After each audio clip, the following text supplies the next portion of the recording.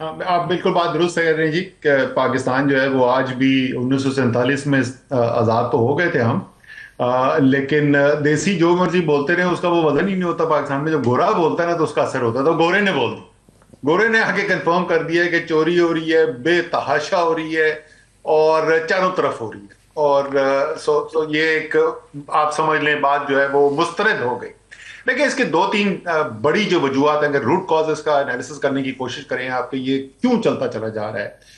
ایک تو آپ نے بالکل صحیح کہا کہ بنیادی طور پہ جو آئی ایم ایف وہی کہہ رہا ہے، اور آپ کا اور میرا بڑا فیوریٹ سبجیکٹ ہے یہ لیڈ کنٹرول والا اشرافیہ جو قابض ہے، وہ قبضے کے لیے ان کو کمزور ادارے چاہیے. اور ادارے کون سے ہیں؟ کون سے اداروں نے عوام کے جو مفادات ہیں ان کو دیکھنا ہوتا ہے. سب سے پہلے تو آپ کی جو عوام کے منتخب کردہ نمائندے ہیں، پارلیمان ہے. اس کے بعد آپ کی عدلیہ ہے جس نے نظر رکھنا ہے اس حکومت کے اوپر بھی، اور جو کاروبار جو کر رہے ہیں ان کے اوپر بھی. اور تیسرا جو ہے وہ میڈیا. یہ تین بڑے بڑے ایسے میں بولوں گروپس ہیں جن کا کام ہے کہ عوام کے مفاد کو انہوں نے دیکھنا ہے. اور آپ اگر دیکھیں کہ پاکستان کس طرف اس وقت جا رہا ہے، یہ سب کمزور تو ہیں ہی، لیکن یہ مزید کمزور ہوتے چلے جا رہے ہیں. میڈیا آج جتنا کمزور ہے یہ پچھلے 20 سال میں نہیں ہوا. وہ جب ارلی 21 سینچری کے اندر جو اوپننگ ہوئی پاکستان کی میڈیا کی، آپ لوگ آئے اس وقت، میرے خیال میں اب عامر متین جیسی آوازیں ہی کم رہ گئی ہیں ٹیلی ویژن کے اوپر. اسی طریقے سے عدلیہ، خاص طور پر لائرز موومنٹ کے بعد اس کو ایک سپیس حاصل ہوئی. اس میں انہوں نے بڑے خراب فیصلے بھی کیے، انہوں نے اس طاقت کو ہمیشہ اچھا بھی نہیں استعمال کیا. اور سب سے بڑا جو میں ان لوگوں میں اس وقت مجھے نہیں پتا عامر آپ کہاں تھے، کاشف واسی مجھے یاد ہے یہاں کراچی ہائی کورٹ میں ملا تھا مجھے. ہم نے تو کالی پٹی پہن کے سڑکوں کے اوپر وہ سفر کیا میں نا میں اس اس لائرز وقت موومنٹ کے اسد اخبار میں تھا، میں اخبار میں ہی رہنا چاہتا تھا، میں اولڈ سکول تھا، مجبوری سے ٹی وی پہ آنا پڑا، اور میری بھی بڑی دبی دبی سی آواز ہے، مجھے یہ کنفیس کرنے دے، پلیز جاری رکھیے گا. تو آپ صحیح کہہ رہے ہیں. اچھا، تو وہ اس میں ہمیں جو سب سے بڑا گلا تھا وہ کہ یار جو عدالتی نظام کو بہتر کرنا تھا وہ جوڈیشل جو لیڈرشپ تھی اس نے وہ نہیں کیا. لیکن اس سب کے باوجود اس لائرز موومنٹ کے بعد عدلیہ اس سے زیادہ آزاد تھی جتنی اس سے پہلے ہوتی تھی، اور عوام کے مفادات کا زیادہ دفاع کیا جاتا تھا. ابھی آپ نے وہ بلاول کھڑے ہوئے تقریر کر رہے تھے نا کہ وہ بلا کے ججز جو ہیں وہ ذلیل کرتے تھے. 184(3) پہ وہ زخم یہ لگا ہوا ہے. 184(3) کیا تھا؟ 184(3) یہ تھا کہ عدلیہ کو اگر نظر آئے کہ عوام کے بنیادی حقوق کے اوپر ڈاکہ ڈالا جا رہا ہے تو سپریم جوڈیشری کو یہ طاقت حاصل تھی، سپریم کورٹ کو، کہ وہ از خود نوٹس لے کے عوام کے مفادات کی حفاظت کرنے کی کوشش کریں. وہ بھی انہوں نے اڑا دیا. اب تو عدلیہ بھی کمزور ہوتی چلی جا رہی ہے. اور پارلیمان تو جیسے میں نے بھی کچھ دن پہلے ٹویٹ کیا تھا، میرے خیال میں ضیاء الحق کی تاریخ جب لکھی جائے گی نا تو ضیاء الحق کی جو مجلس شورا ہے وہ بھی زیادہ طاقتور ہے. تو یہ اتنی بڑی چوری ہو رہی ہے اور اشرافیہ جو ہے وہ زیادہ سے زیادہ طاقتور ہوتی چلی جا رہی ہے. یہ تو کوئی تعجب ہونا نہیں چاہیے ہمیں، جس طریقے سے ہم پورے نظام کو، عوام کو کمزور کرتے چلے جا رہے ہیں، اشرافیہ کو طاقتور کرتے چلے جا رہے ہیں. جی میں بالکل اس میں ایک اور بڑی مطلب آئی ایم ایف کا یہ کہنا زیادہ اہم ہو جاتا ہے کہ جی یہ آپ کرٹیک تو پہلے بھی کرتے رہے ہیں، مگر اس میں ایک بڑی خوفناک چیز اب ہو گئی ہے کہ لوگوں کا، حالانکہ نارملی آئی ایم ایف جو پبلک موڈ ہوتا ہے یا جذبات سے ریلیٹڈ جو ہے باتیں نہیں کرتا، پر انہوں نے کیونکہ سروے کیا ہے تو انہوں نے یہ جو کہا ہے کہ عوامی توقعات جو ہیں وہ اس پہ برداشت جو ہے نا پبلک کی وہ کم ہوتی جا رہی ہے.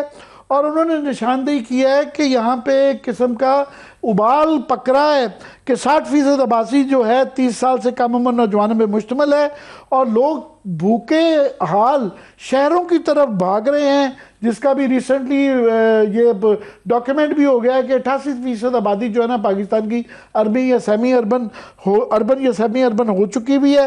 ان کے جناب یہ بڑے جو ایک بہت بڑا نوجوانوں کا طبقہ ہے، یہ بڑے زیادہ ان کے ہاں ایک ریبیلین بھی پایا جاتا ہے، غصہ بھی پایا جاتا ہے، اور بے بسی پائی جاتی ہے کیونکہ بے روزگاری بڑی ہے.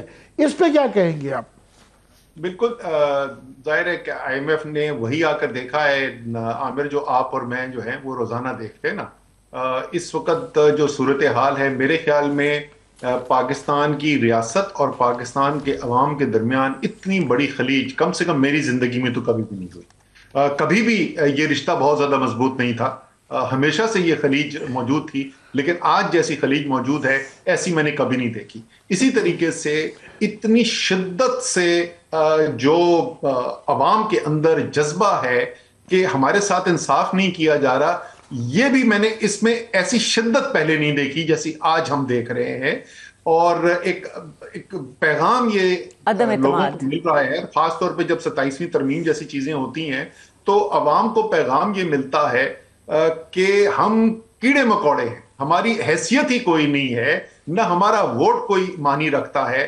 یعنی ایک صدر پاکستان جس کو مسٹر 10% کے نام سے دنیا جانتی ہے، آئین کے اندر لکھ دیا گیا ہے کہ کبھی ان سے کوئی سوال ہی نہیں کیا جا سکتا، جتنی بڑی آپ چوری پکڑ لیں، کل عامر متین لا کے جتنا بڑی بریکنگ نیوز دے دیں، ٹی وی پہ تو نہیں دے سکیں گے بریکنگ نیوز، لیکن کسی نہ کسی طریقے سے وہ انفارمیشن باہر آ جائے، وہ سب کچھ آ جائے، وہ عدلیہ کے بھی سامنے آ جائے، کوئی کچھ نہیں کر سکتا، کیونکہ آئین کے اندر لکھ دیا گیا ہے کہ اس شخص کی چوری جو ہے وہ معاف ہے۔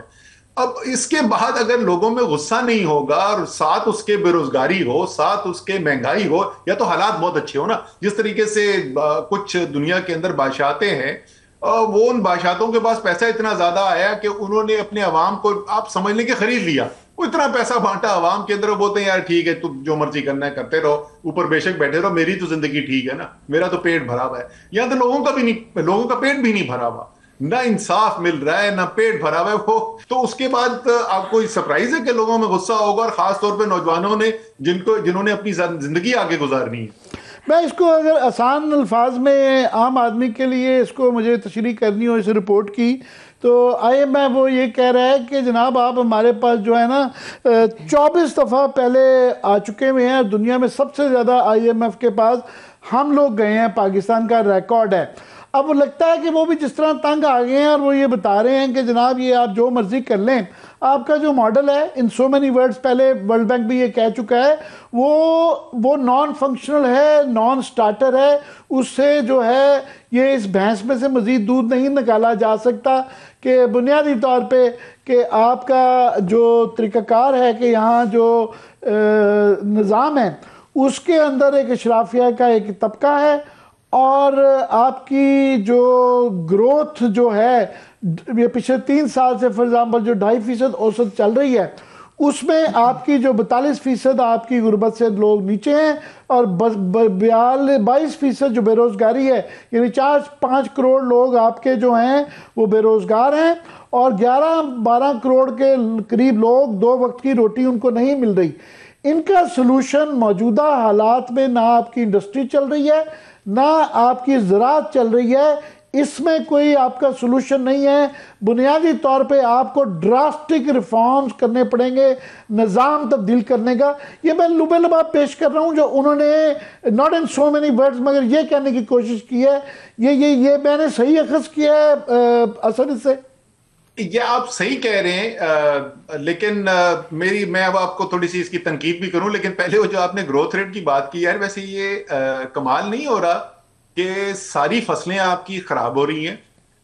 بڑی صنعتوں کا جو مینوفیکچرنگ انڈیکس ہے، لارج اسکیل مینوفیکچرنگ انڈیکس جو ہے، جو حکومت کے خود اپنے اعداد و شمار ہیں اس کے مطابق وہ اس میں کمی واقع ہو رہی ہے۔ آپ کا جو برآمدات ہیں اس میں حکومتی اعداد و شمار کے مطابق کمی واقع ہو رہی ہے، لیکن گروتھ ریٹ ہمارا بڑھتا چلا جا رہا ہے۔ ابھی وہ فرسٹ کوارٹر کا پتہ نہیں 4% کدھر سے آ گیا، اللہ جانتا ہے، نہ زراعت میں نہ مینوفیکچرنگ میں نہ صنعت میں، پتہ نہیں کدھر سے وہ گروتھ آ رہی ہے۔ اینی وے دیکھیں، آئی ایم ایف نے تشخیص تو بالکل ٹھیک کر دی، آئی ایم ایف نے کرپشن کی بات بھی بالکل ٹھیک کر دی، آئی ایم ایف نے عوام کے اندر غصے کی بات بھی بالکل درست کر دی، آئی ایم ایف نے ناانصافی کی بات بھی درست کر دی، لیکن اب ایک حد تک آئی ایم ایف کا بھی امتحان ہے۔